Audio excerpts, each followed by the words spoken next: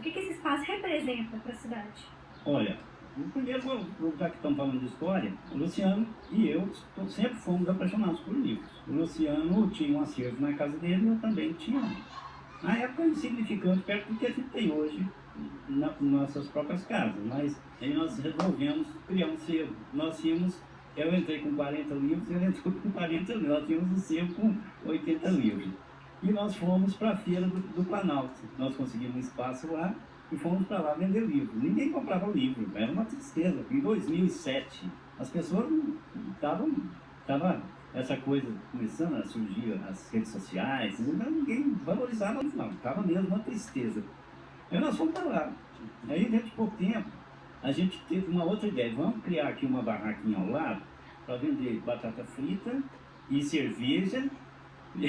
Que chama atenção e refrigerante, porque só livro não vai dar para a gente manter o trabalho, não dá, sinceramente não dá. E aí o que a gente fez? Como a gente sempre vendia, comprava e trocava livros, a gente começou também a colocar a cerveja e a batata frita na roda da troca. Então o pessoal ia lá tomar cerveja e comer batata e levava livro para pagar, é despesa. Então, dentro de pouco tempo, a gente tinha um acervo muito grande. Eu tinha uma Kombi, né? Possuí durante muitos anos uma Kombi.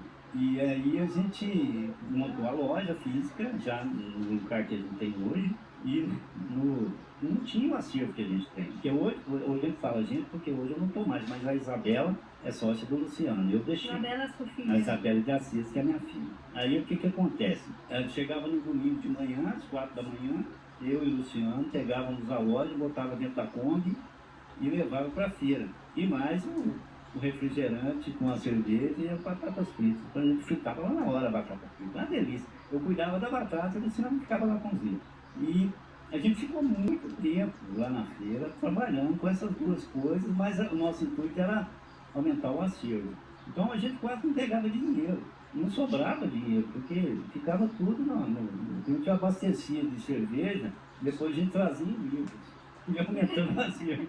Mas foi bom, sabe? Eu acho que foi de crescimento para mim, para o Luciano, e hoje o sebo, como vocês já lembraram, houve uma época em que ele foi um aglutinador, né? Assim, de talentos na cidade. Então a gente reunia lá, principalmente na quinta-feira a gente tinha um evento. Toda quinta-feira a gente tinha um evento. Aí era cerveja e fazia lá uns tira-gosto, né? E o pessoal ia, o pessoal da cultura de Nova Zelândia ia para lá. Esses são sempre aqueles que vai um arrasta um monte, né? Então, que história incrível, que história incrível. Eu nunca imaginava que ia ser assim. Vou contar como que eu conheci o sebo. Conheci ele já na parte que eu acho que vocês não vendiam mais cerveja e já estava naquele espaço físico. Tinha uma menina que chamava no Chama, Karina ou Karine de Paula.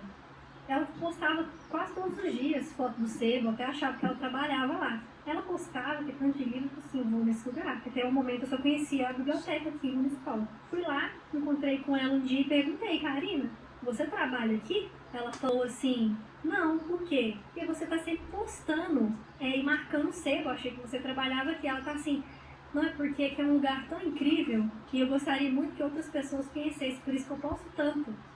Aí eu falei assim, é incrível mesmo. Aí eu posto toda vez que eu vou lá, eu tenho que tirar uma foto, tenho que marcar o sebo. Porque é um lugar tão incrível, tão aconchegante. E hoje, assim, você chega lá, o Luciano vai e coloca um disco, né? Do lado tem algumas artes, inclusive um monte que é sua, né, Carlinhos? E assim, toda vez que eu vou lá, eu faço questão de tirar uma foto, postar sebo, entre aspas. Eu acho que mais pessoas também conheceram, porque eu postei e pessoas que, porque eu postei, conheceram, tá postando e outras pessoas estão conhecendo, assim. Você vê lá que hoje é muito movimentado. É maravilhoso, maravilhoso. Eu também fiquei conhecendo o sebo não tem muito tempo. Foi também uma dessas de gente postando e eu vendo que tem. E lá, assim, é um centro cultural também, né? Então, assim, além de livros, tem as obras de arte, tem eventos culturais. Então, direto tem algum evento lá de... Recentemente nós tivemos, né, uma sequência sobre literatura. Esses dias agora está tendo o Davi, pai do Paulinho Souza, que é artista plástico também. Sim, conheço o Paulinho. Pois é, o Paulinho é ótimo. Eu sou apaixonado por ele, gosto dele. Tem lá umas obras agora do pai dele, tá? Esses dias está exposto lá, o Jefferson Jogou, muito bacana, né? É bacana. E Você tá lá e ficou olhando. é um fomento à cultura no geral, né? Não é só literatura.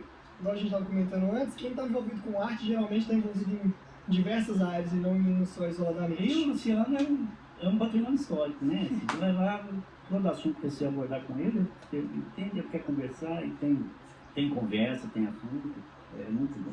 Vamos voltar então a falar um pouquinho de música. Em 2018 você começou a apresentar um quadro, Lendas da Música, na Rádio 98, que ficou no ar até 2024.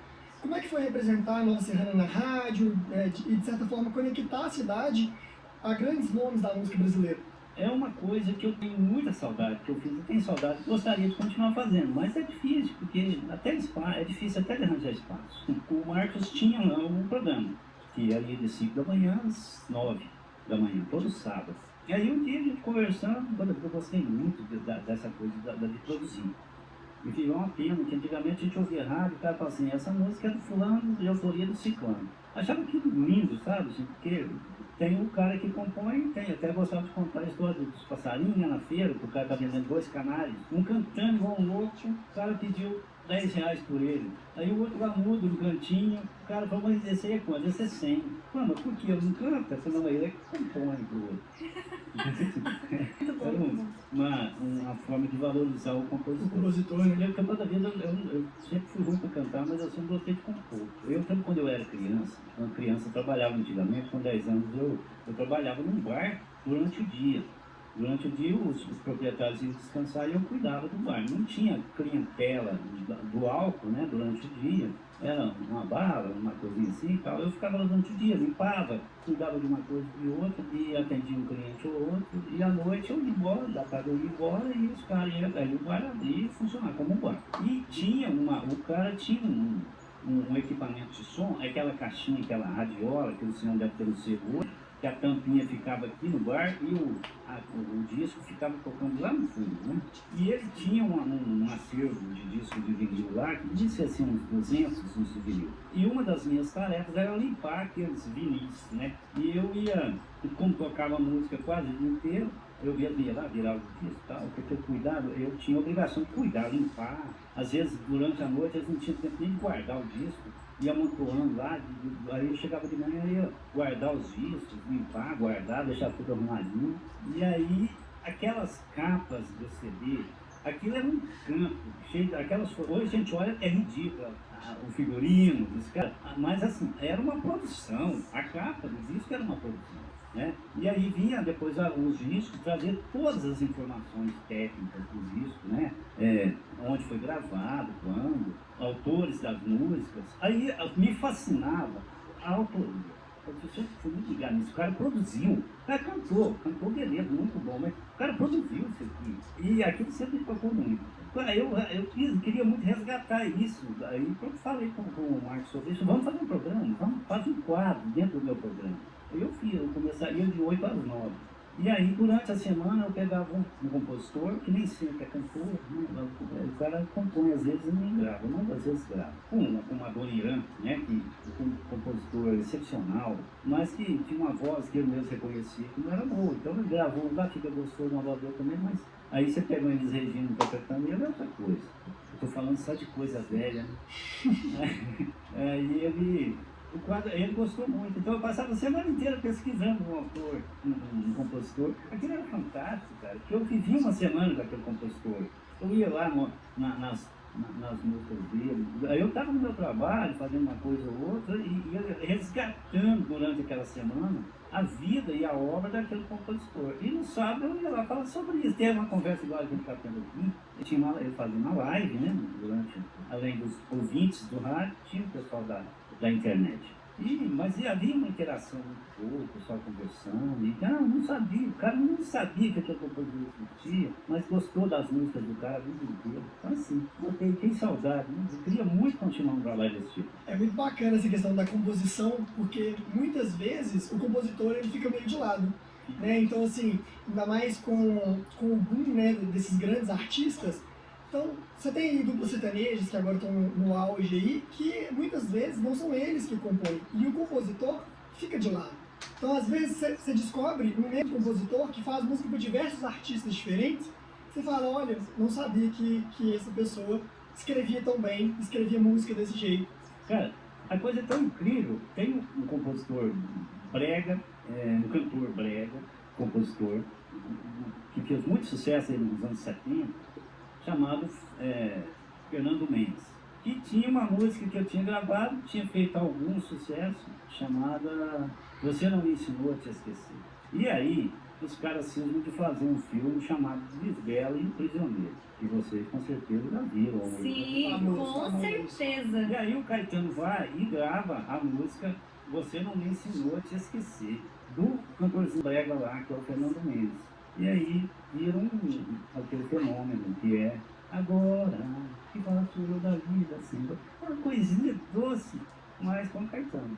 Aí a música acontece. Nesse caso aqui, a composição tem seu mérito e o intérprete também. Talvez nem tanto pela interpretação, mas pelo nome do intérprete, né? Sim. Carlinhos, esse seu olhar que vai a fundo para resgatar esses nomes é incrível.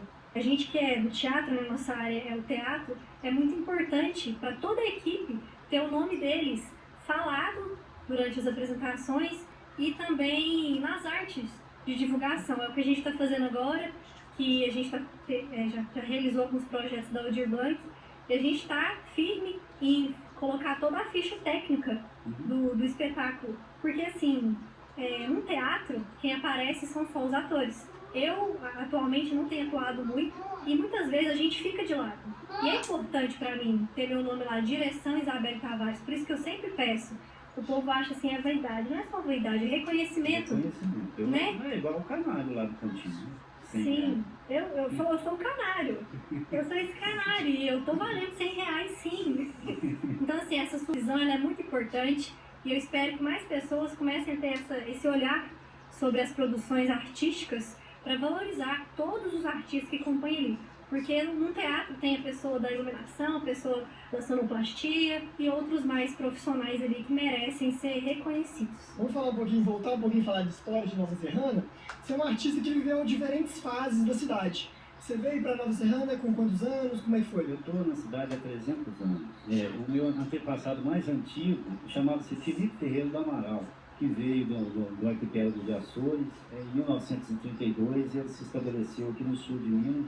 Era para ir para a fronteira do Brasil, lá no sul. Você sabe que a maioria do que o pessoal lá é descendente de açorianos, que Portugal já tinha mandado toda a escória lá para cá antes, não tinha mais quem mandar e começou a mandar o pessoal da possessão. Arquipélago de Açores era a possessão de Portugal, então começou a pegar os açorianos e mandar para cá para ocuparem o sul do Brasil, porque a Espanha estava empurrando a fronteira para cá. Então tinha que meter brasileiro lá para poder segurar a fronteira. E começaram, inclusive, chegou lá, Porto Alegre chamava-se Porto dos Casais, porque chegou um navio com 60 casais jovens para ocupar a fronteira lá, né? E botaram eles em Porto Alegre, cidade de Porto Alegre, tem essa origem, né? Por causa desses. Então o Felipe Ferreira do Amaral veio do arquipélago dos Açores para cá, certamente para ir para o sul do Brasil, mas aí ele se mudou de vir para Minas Gerais. E acabou que depois ele veio parar aqui perto do Rio Pará. E o terreno que ele ocupou, que era uma possessão dada a outra pessoa, mas a pessoa não conseguia, ele precisava ocupar todo o espaço da gleba para garantir a posse. Então, como ele não conseguia ocupar tudo, ele cedia para alguém. Então, ele cedeu uma parte para o Felipe Ferreira do Amaral, que ficou nessa gleba. E esse Ferreira do Amaral, daqui de Nova Serrana, hoje, quase todo mundo descendente desse Felipe Ferreira do Amaral. Por isso eu estou aqui há 300 anos. Entendi. Você tem uma história ascendente, Nova Serrana, né? E de lá para cá, né, da sua infância, da sua juventude para cá, o que você acha que mudou na população de Nova Serrana? O que você acha que mantém? Hoje eu sou um exilado, né? Porque a cidade, o mundo, aliás, que eu fui educado para estar nele, ele deixou de existir há muito tempo. Aquela Nova Serrana também deixou de existir há muito tempo. Hoje nós temos uma cara completamente nova. As pessoas de cabelo branco têm muita dificuldade de acompanhar. Eu fico pensando, a minha mãe está com 88, está lúcida ainda. Mas a dificuldade que essas pessoas têm Então, assim, mudou tudo, né? A gente hoje Você tem que ver quando a gente encontra alguém, eu, por exemplo, encontro alguém da minha geração. Ontem mesmo a gente estava numa festa de casamento, aí chegou um da minha idade, sentou lá e começa a desenterrar aquele monte de coisas que não existem mais, pessoas que se foram há muito tempo. A gente tem, o velho tem essa tendência de ficar resgatando coisa velha. Era completamente diferente, muito diferente. A indústria era muito diferente, né? Eu trabalhava na indústria, trabalhei na indústria até meus 32 anos de idade. Eu era cortador. O cortador, ele era um oficial. Eu tinha que saber fazer aquele serviço. Agora, você põe qualquer pessoa com um pouco de conhecimento lá, um pouco de, vamos dizer, alfabetizado que for, ele pega e vai cortar o prato sem problema. Eu não preciso nem de treinamento mais. A tecnologia trouxe essa facilidade para as empresas e essa desvalorização do trabalhador. Hoje, se você quiser se destacar, você tem que caçar seu meio, porque se você for ficar em tratamento de produção, você vai ficar lá a vida toda, cada vez ganhando menos. Sim, e aqui na Casa de Cultura, que é central, está aqui em média de 600 a 700 alunos. Eu não só considero os frequentantes aqui alunos, mas também artistas. Teatro, a gente está atualmente com 90 artistas, e pelos bairros de Nova Serrana, a gente vai caminhando, a gente vai encontrando outros artistas que estão tentando, que estão querendo o seu espaço, querendo aprender mais. E eu gostaria de saber, eu gostaria que você deixasse uma mensagem, um conselho, ou o que você quiser para esses artistas dessa nova geração. Que conselho você dá para eles? Que ele seja artista. Você tenha coragem de ser artista. Porque o artista, ele é ridículo, muitas vezes, porque ele tem uma forma de olhar o mundo que não é comum para todo mundo. O artista é um privilegiado. Se ele se interessou por teatro, conforme você falou, ele já é um artista. Porque ele consegue enxergar coisas onde a maioria das pessoas olham e não veem. Porque quando você falou assim, o que te inspira? Foi o entorno. O entorno, sim. Nós estamos aqui conversando esse tempo todo e eu me desliguei dos pardais até agora. Estamos lá fazendo barulho. O entorno é que faz o artista. Assim, ele precisa estar vendo o que está ocorrendo. E ele tem essa ânsia de botar para fora, em forma de arte, o que ele sente. Isso é ser artista. Então o artista precisa ter essa coragem. Ter coragem de escrever um livro, agora, no século XXI, em que todas as pessoas só querem ver mensagens curtas, se possível com abreviaturas, para não dar trabalho para ler. Aí o cara escreve um livro com 250 páginas. Quantas pessoas vão querer ler um livro de 250 páginas de um autor desconhecido? Então é loucura.